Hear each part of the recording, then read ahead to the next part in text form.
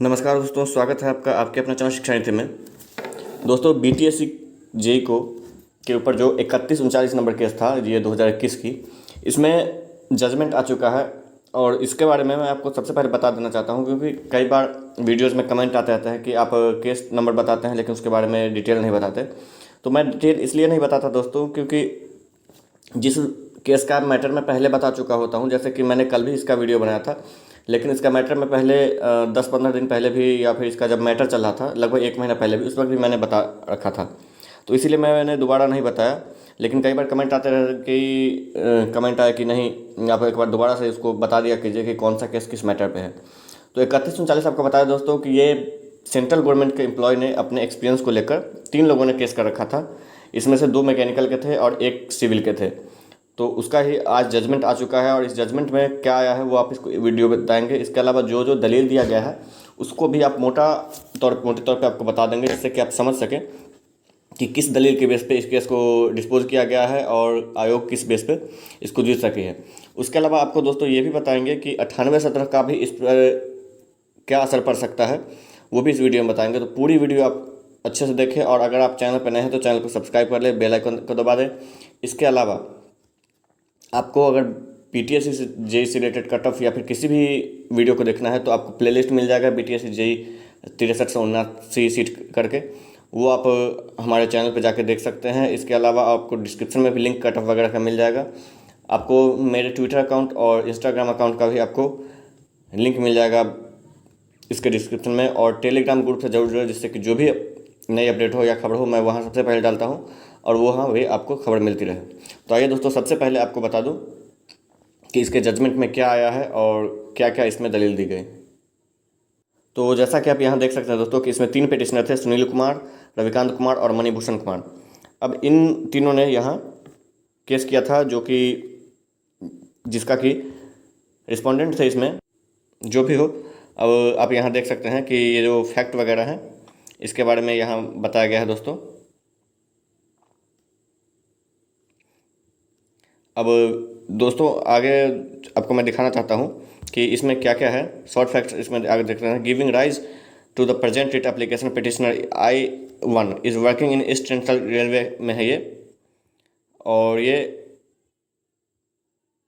Petitioner number 2 जो है वो वर्किंग इन IIT बिहटा है पटना। पिटिशनर नंबर 3 जो है वो working overseer JE Indo Tibetan border है, ये सेना में है।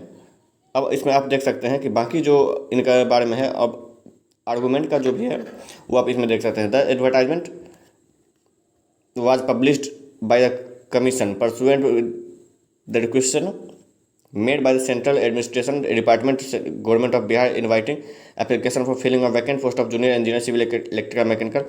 Out of 100 marks, 75 marks allotted on the basis of diploma courses and 25 on the basis of experience.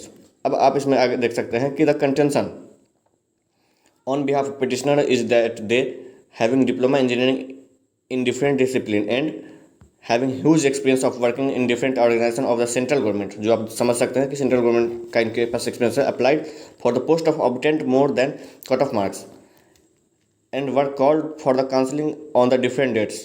The petitioner number 1 and 2 are counselling, 6/11 को हुआ इनका काउंसलिंग, और पिटिशनर दूसरे को 16/12 को हुआ है, तीसरे नंबर वाले का।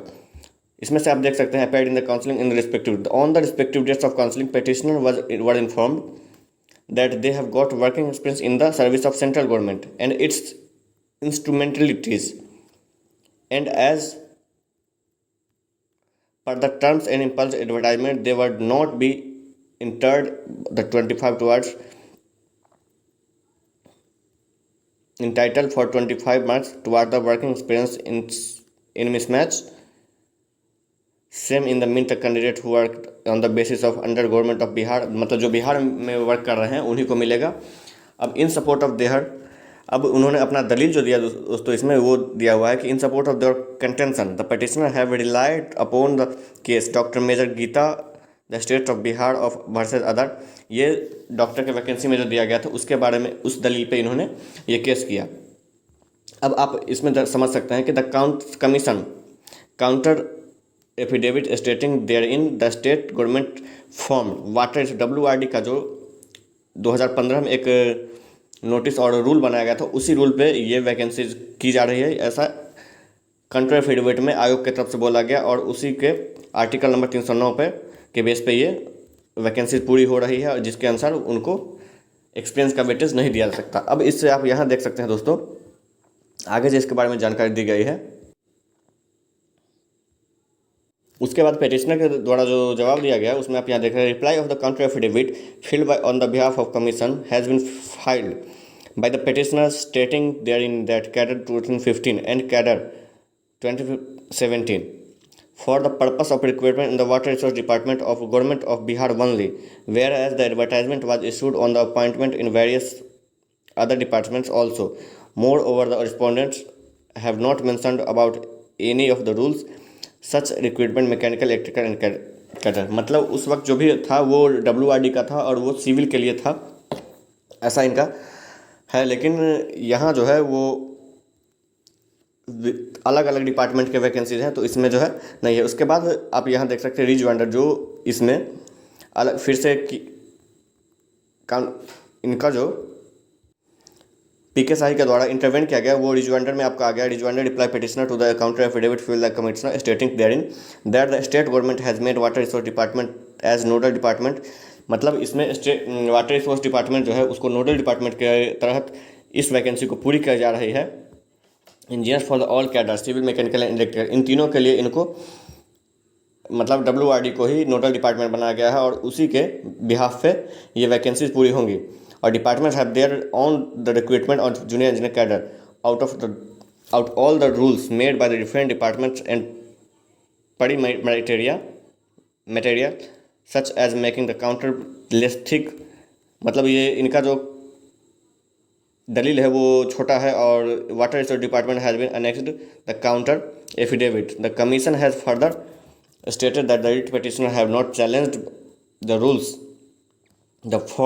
Rules framed by the water resource department. कहने का मतलब जो भी पिटिशनर है वो वाटर रिसोर्स डिपार्टमेंट के जो रूल्स रेगुलेशन है उसको चैलेंज नहीं कर सकता, इसीलिए इस केस को डिस्पोज करने का एक प्रस्ताव रखा गया PK शाही के द्वारा, जो कि आप पहले से भी जानते हैं। उसके बाद भी कई पॉइंट्स हैं दोस्तों, लेकिन फाइनली आपको लास्ट में जो पॉइंट मिलेगा वो ये पॉइंट जो है ये सबसे इम्पोर्टेंट है, जो आप देख सकते हैं आपके स्क्रीन पे कि इन व्यू ऑफ, एक मिनट दोस्तों,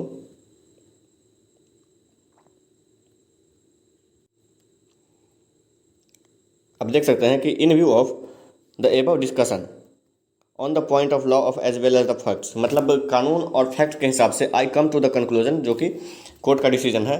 the language of the impugned advertisement and the relevant rules are clear and there is no ambiguity between the clause 4(1) advertisement 1 of 2019 is not contrary to the relevant rules. Accordingly, clause 4(1) and advertisement 1 of does not require any interference by this court.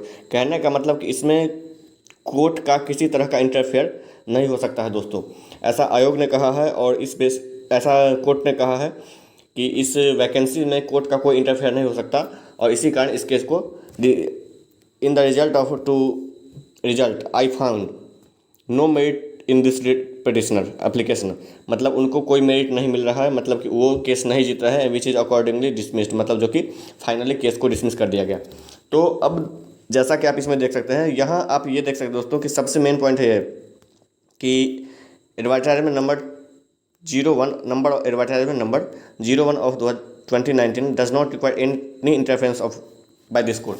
तो अगर ऐसा ही होता है दोस्तों 98-17 के लिए भी, तो वो भी रिजल्ट को जल्दी लाने के लिए एक अच्छी कदम होगी कि इसके बेसिस पे, जैसे कि कोर्ट ने खुद बोला है कि ये आयोग है और WRD के रूल के हिसाब से चलेगी, और उसको भी कोर्ट ने भी माना है, जैसा दलील PK शाही और आयोग के वकील के दिया गया। अगर ठीक इसी प्रकार से दलील वहाँ भी दिया जाता है दोस्तों और वो केस जीत जाती है आयोग, तो जल्द से जल्द, जैसा मैं समझता हूँ और आयोग ने बोला भी है कि सारा डॉक्यूमेंट वेरिफिकेशन का वर्क फिर से दोबारा जो करना था वो सब शुरू हो चुका है। तो इस हिसाब से आपको 1 से 1.5 महीने के अंदर रिजल्ट, अगर ऐसा सब कुछ सही चलता रहा तो आ जाएगा, वो भी वेरिफिकेशन होके।